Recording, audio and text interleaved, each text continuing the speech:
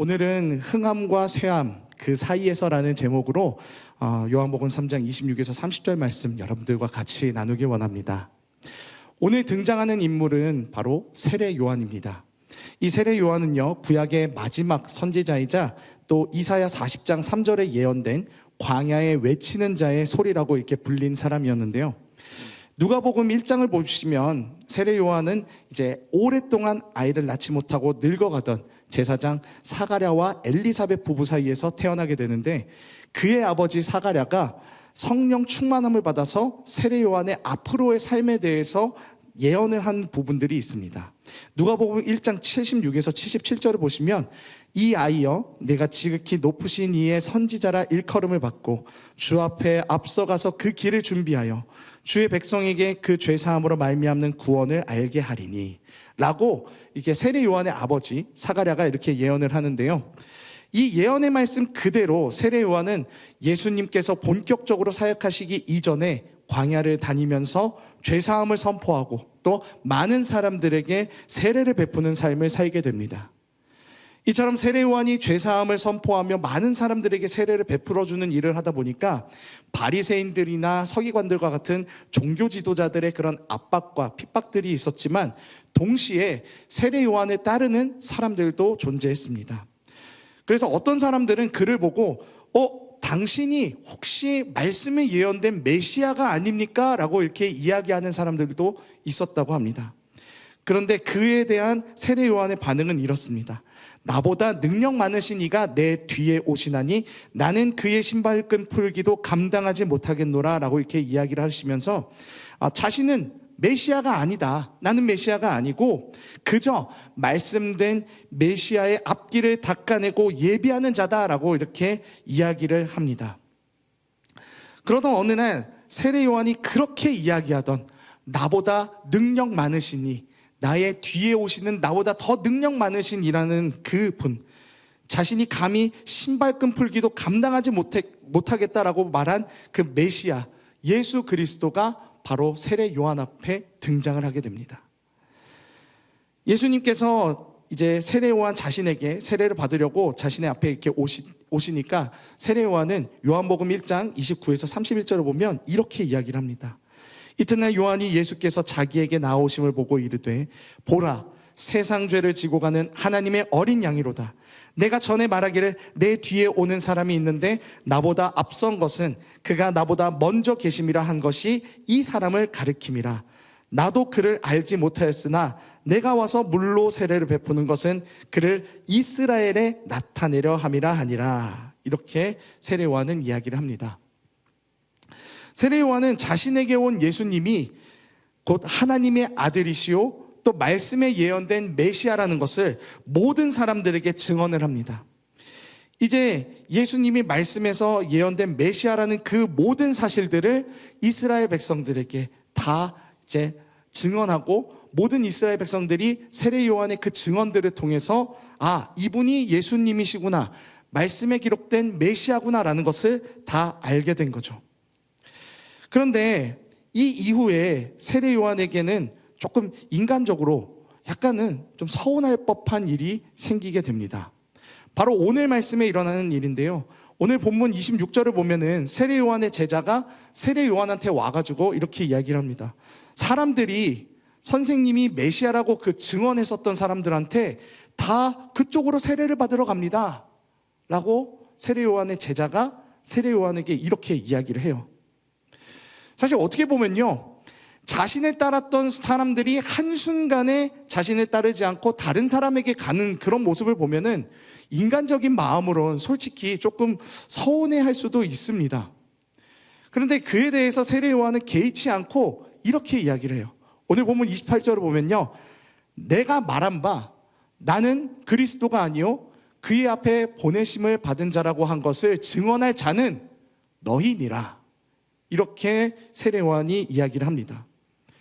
그러니까 세례 요한 자신은 그저 메시아의 앞길을 위해서 보냄받은 사람일 뿐이지 메시아가 아니라는 것을 이제는 나의 제자들인 너희들이 그것을 증언해 줘야 된다라고 이렇게 이야기를 하는 거죠.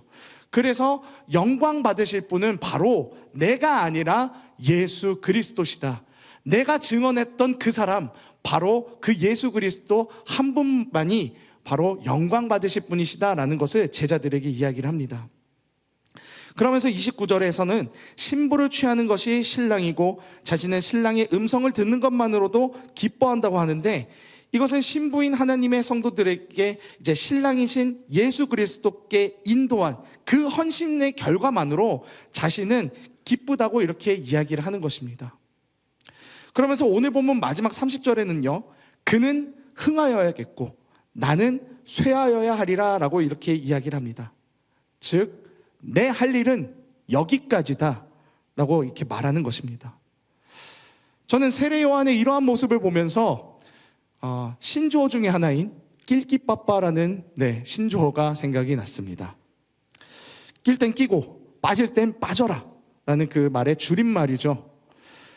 우리가 살아가면서 이 낄끼빠빠가 얼마나 사회생활에서 중요한지 알게 됩니다.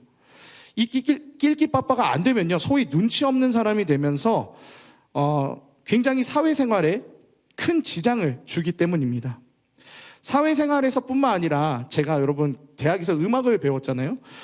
음악을 할 때도 이 낄끼빠빠는 매우 중요합니다. 제가 음악을 배울 때 앙상블 교수님께서 이런 얘기를 하셨어요. 거장이 되면 될수록, 그러니까 음악을 잘 다루면 다룰수록, 알면 알수록 그 사람의 플레이는 더욱더 심플해진다라는 이야기를 하셨어요. 음악을 처음 배운 사람들은요, 자기가 배운 그 테크닉을 자랑하기 위해서 막 이렇게 칩니다. 그런데 문제는 그 테크닉을 이제 보여주기 위해서 합주 때 그렇게 연주를 하게 되면은 어떤 문제가 발생하게 되냐면 합주가 제대로 되질 않습니다. 완벽한 하모니를 이뤄내지 못하죠. 그래서 어떤 사람이 너무나도 화려하게 테크닉으로 연주하고 그러면은 다른 그 악기들이 연주할 공간들이 사라지기 때문에 이게 듣기 좋은 음악이 아니라 굉장히 듣기 거북하고 애매한 그런 음악이 되기 마련입니다. 그래서 이 음악을 할 때도 마찬가지로 낄끼빠빠가 매우 중요한데요. 그저 인간적인 생각과 관점으로 봤을 때는 예수님의 오심을 위해서 그렇게 광야에서 고생을 했던 세례 요한이 영향력을 잃으면서 쇠퇴하는 그런 모습을 보면은 좀 안타까울 수도 있습니다. 그런데 하나님 나라의 관점으로 보면요, 세례 요한의 쇠퇴와 퇴장이 오히려 하나님의 뜻과 계획하심을 이루는 매우 중요한 열쇠가 된다는 것입니다. 그러니까 하나님의 나라를 위해서 세례 요한은 소위 말하는 낄끼빠빠를 매우 잘한 것이죠. 저는 오늘 이 세례 요한의 낄끼빠빠를 보면서 이것이 우리 그리스도인들의 모습이 되어야 된다라고 이렇게 생각을 하면서 묵상을 했습니다. 그래서 첫 번째 나누고 싶은 것은요, 바로 우리 모두가 낄끼빠빠를 잘하는 그리스도인이 되자라는 것입니다. 한국 교회를 보면요, 이 낄끼빠빠가 안 돼서 눈치 없는 사람을 넘어서 빌런이 돼버린 사람들이 정말로 많습니다. 교회가 자기 소유인 것 마냥, 나의 것인 것 마냥 이렇게 주장해서 마땅히 하나님이 받으셔야 되는 영광을 가려버리거나 그 영광을 탈취하는 그런 사람들이 이 한국 교회에 얼마나 많은지 모릅니다. 저도 이 말씀을 준비하면서 정말 많이 찔렸습니다. 사실 저와 같이 앞에 서는 목사님, 그리고 저와 같이 찬양까지 이렇게 인도하는 사람들은요, 특히나 더 많은 주목들을 받게 됩니다. 그러다 보니까 별로 특별한 것들을 하지 않아도 사람들이 이렇게 따를 수밖에 없는 그런 위치로 가게 될 수밖에 없는데요. 제가 청년 시절 때부터 찬양 인도를 시작했는데, 제가 청년 시절부터 찬양 인도를 하다 보니까 교회 안에서 굉장한 많은 주목들을 받을 수밖에 없었습니다. 그래서 제가 늘 찬양 인도하면서 했었던 기도가 뭐였냐면은, 하나님, 저뿐만 아니라 저와 함께 인도하는 우리 찬양팀 모두가 나의 모습을 드러내는 것이 아니라 하나님의 영광만을 드러내게 해달라고 그렇게 늘 기도하면서 찬양 인도를 했던 것 같아요. 지금도 마찬가지로 저의 설교나 그리고 또 저의 찬양 인도, 이 모든 것들이 나의 모습을 드러내는 것이 아니라 오직 하나님의 약속의 말씀, 또 하나님의 영광만이 드러나게 해달라고 저는 오늘도 그렇게 해서 계속해서 기도하며 왔습니다. 예수를 믿는 우리 그리스도인들은요, 사람들이 나를 따르게끔 하는 것이 아니라 바로 나를 통해서 하나님의 영광이 드러나고 나를 통해서 그들이 하나님을 볼 수 있도록 우리의 기도는 그런 방향으로 늘 기도하며 나아가야 합니다. 종종 교회에서 앞에 서는 사람들 중에 하나님이 아닌 나를 따르게끔 하려는 사람들이 있습니다. 하나님의 영향력보다 나의 영향력을 키우려고 하고 나의 그런 이득만에 취하려고 신앙생활을 하는 그런 사람들이 있습니다. 그러한 모습은 결코 좋은 모습이 아닙니다. 나는 종착지가 아니라 통로라고 생각해야 합니다. 우리 모두는 다 하나님의 영광을 위해 사는 존재이고 나의 왕국을 세우는 사람은 아니기 때문에 그렇습니다. 고린도전서 10장 31절을 보면요, 그런즉 너희가 먹든지 마시든지 무엇을 하든지 다 하나님의 영광을 위하여 하라라고 이렇게 성경은 말하는데요, 그러니까 나의 영광이 아니라 바로 하나님 나라 영광을 위해서 살라라고 말씀을 가르치고 있는 것입니다. 내가 교회를 오래 다녔다고 해서 교회를 나의 권리를 행사하는 그런 통로로 이용하거나 또 예수 그리스도를 이용해서 나의 욕망을 채우는 삶을 살아서는 안 된다는 것입니다. 그것은 또 다른 우상 숭배입니다.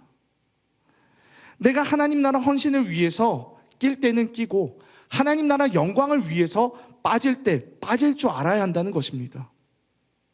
그런 삶을 살 때 오히려 하늘의 상급과 영광이 우리 가운데 임하게 됩니다.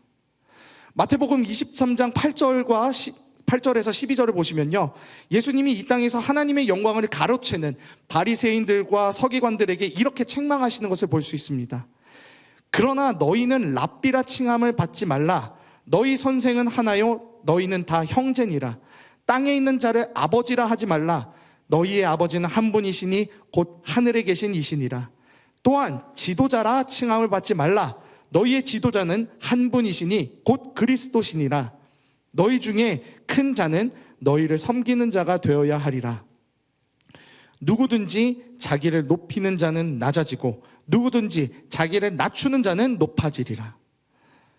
예수님이 제사장들과 서기관들에게 한마디로 표현하면 이렇게 얘기하신 거예요. 야, 너희들 있잖아, 신앙생활에 낄끼빠빠가 전혀 되어 있지 않다, 이렇게 얘기를 한 거예요.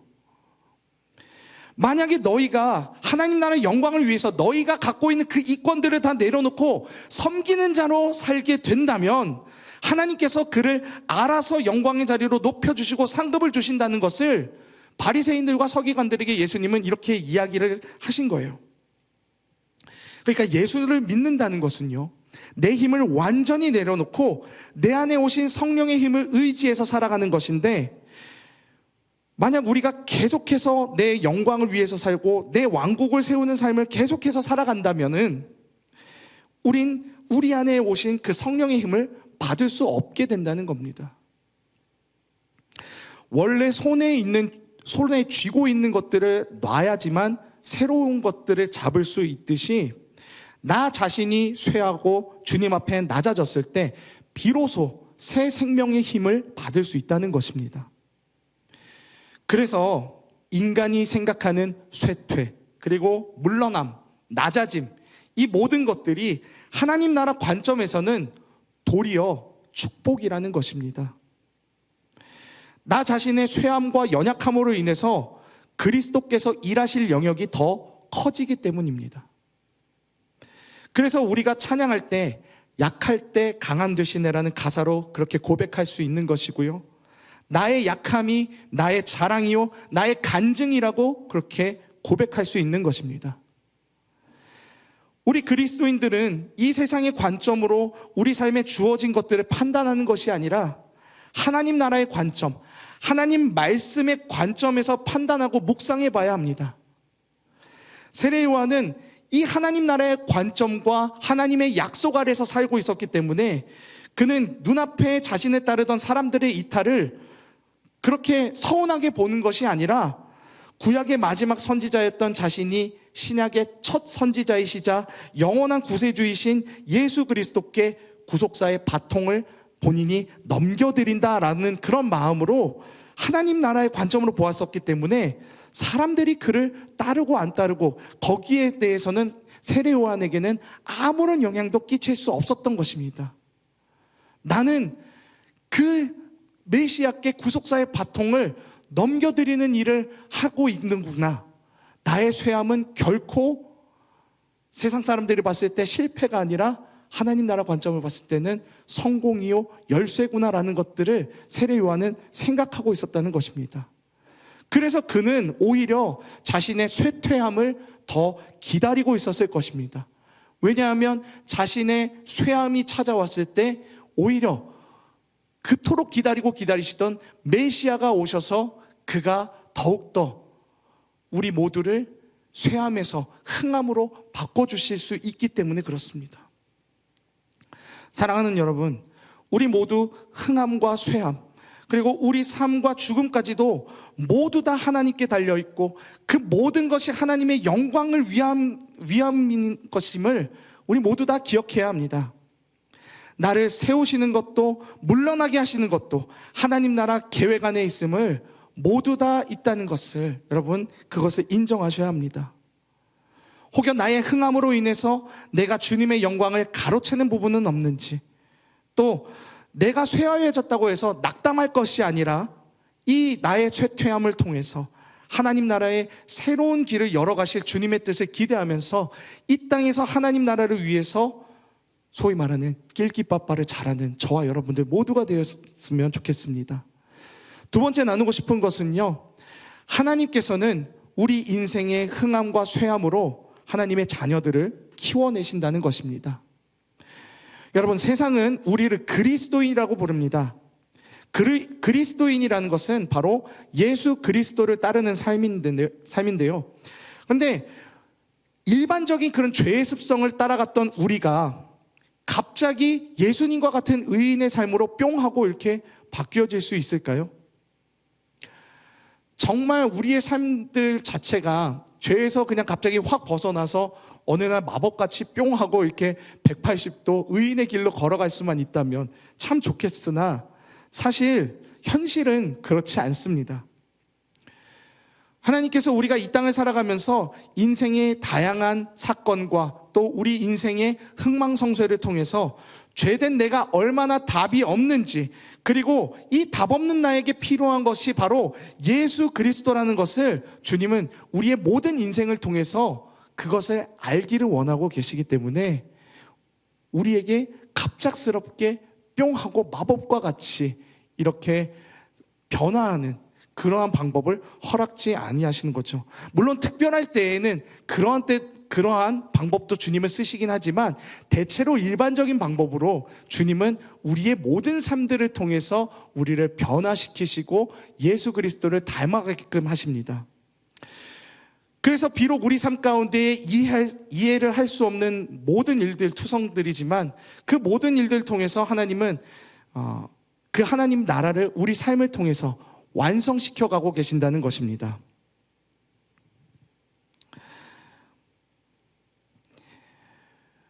하나님께서 우리 인간의 마음에 오직 예수 그리스도만을 사랑하게끔 마치 기계에 숫자를 입력하듯이 딱 입력시켜가지고 우리가 그 입력한 값대로 딱 이렇게 결과값을 도출해내는 마치 로봇과도 같은 그러한 하나님과의 관계, 그런 관계들이 있었다면은 어쩌면 하나님의 입장에서는 편하셨을 수도 있습니다. 그런데 하나님께서 우리와 원하시는 것은 그러한 기계적인 입력으로 딱 도출해내는 그러한 일방적인 사랑이 아니라요, 고린도전서 1장 9절에 너희를 불러 그의 아들 예수 그리스도 우리 주와 더불어 교제하게 하시는 하나님은 미쁘시도다. 그러니까 이 말씀처럼 하나님은 우리와 인격적인 관계를 맺기를 원하시고 계신다는 것입니다.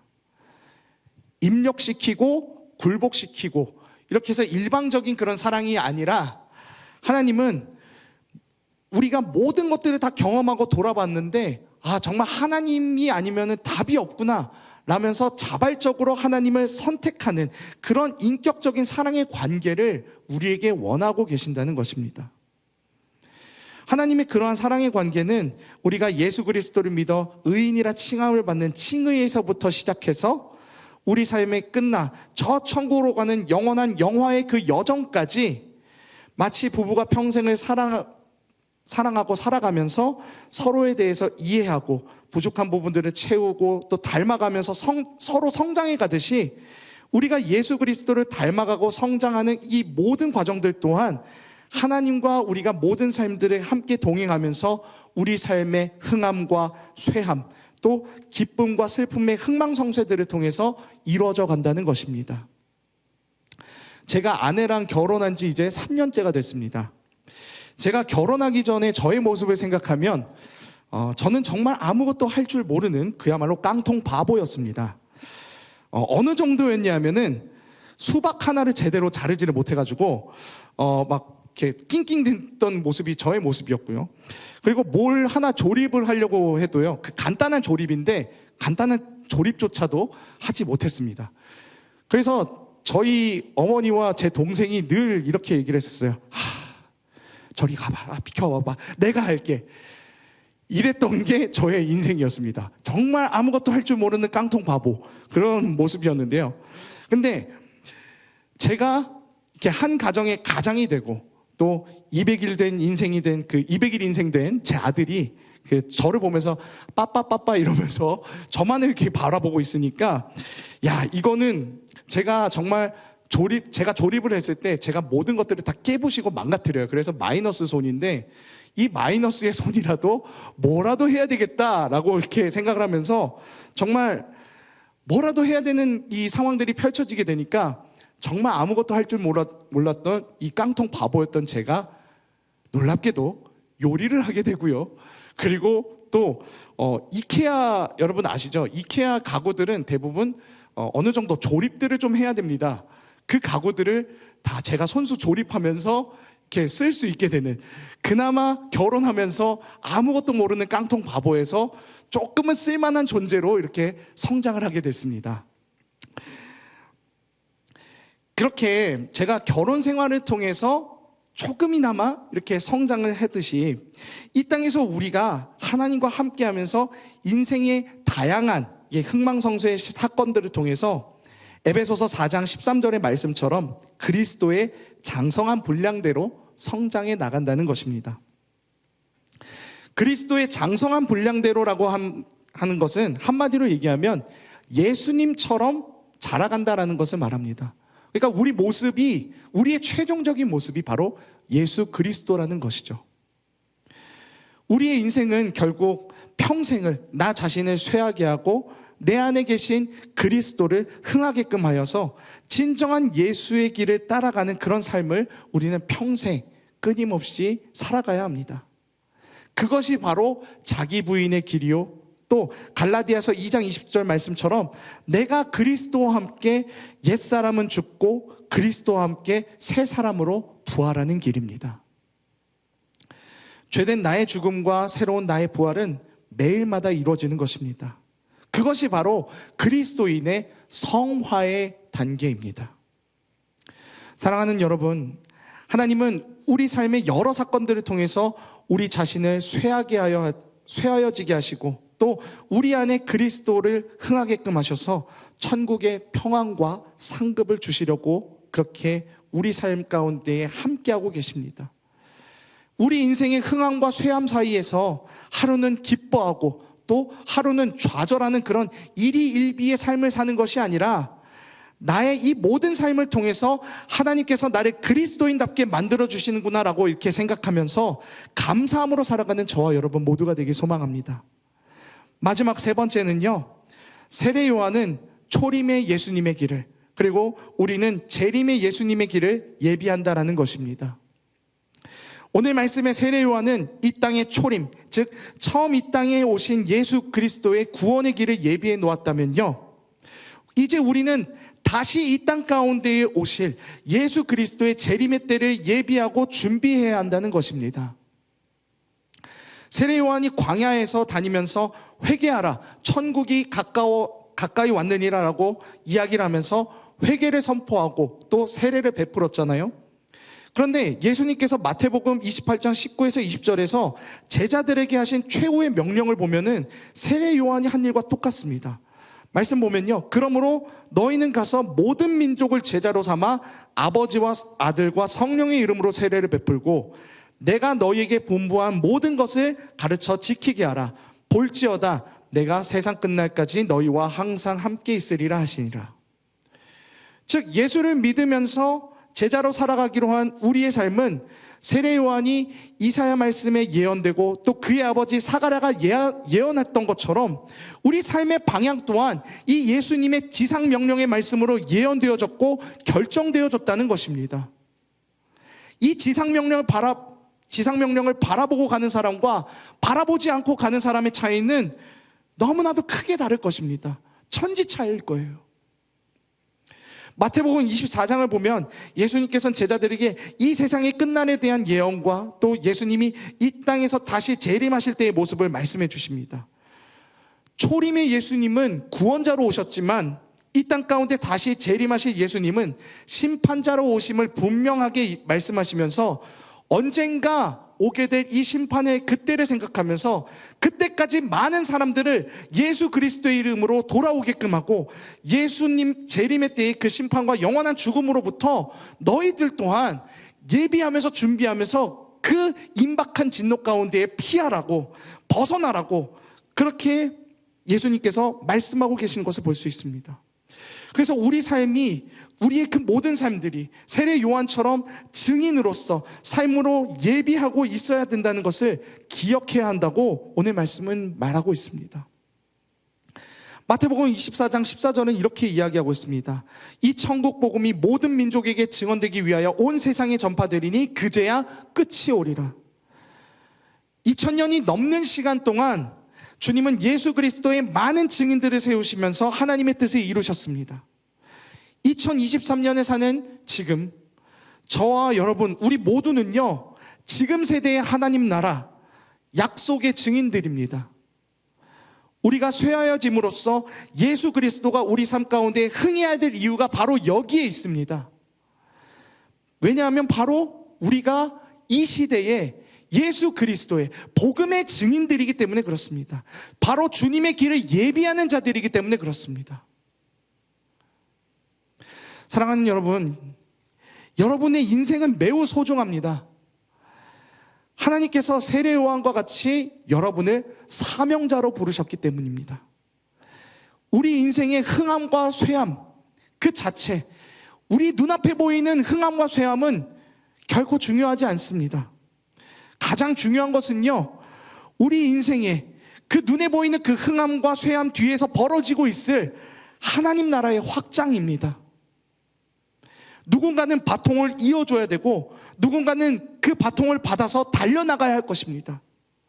또 어쩌면 누군가에게 내가 바통을 이어주고 난 이후에 또 다른 구속사의 그 바통을 내가 이어받아서 다른 구속사의 계획으로 달려나가야 될 수도 있습니다. 중요한 건 하나님께서 여러분들의 인생을 통으로 다 쓰실 것이고 또 우리의 모든 인생이 하나님 나라 구원 계획 안에 다 들어가 있다는 것입니다. 말씀을 정리합니다.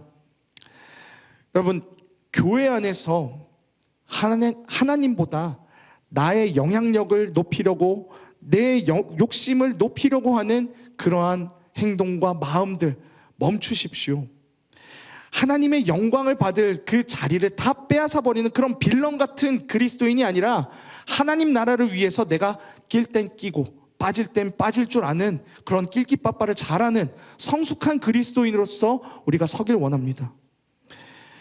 그리고 그 낄끼빠빠를 잘할 줄 아는 성숙한 그리스도인의 모습은 바로 우리 모든 삶의 흥망성쇠의 이 사건들을 통해서 자라나고 다듬어지면서 우리는 초림 때에 예수님의 오심을 예비한 세례 요한처럼 재림 때에 이제 예수님의 오심을 예비하고 증거해야 하는 증인이라는 것을 기억하면서 날마다 주님과 동행하고 또 그리스도의 장성한 분량에게까지로 성장해 나가는 저와 여러분 모두가 되길 소망합니다.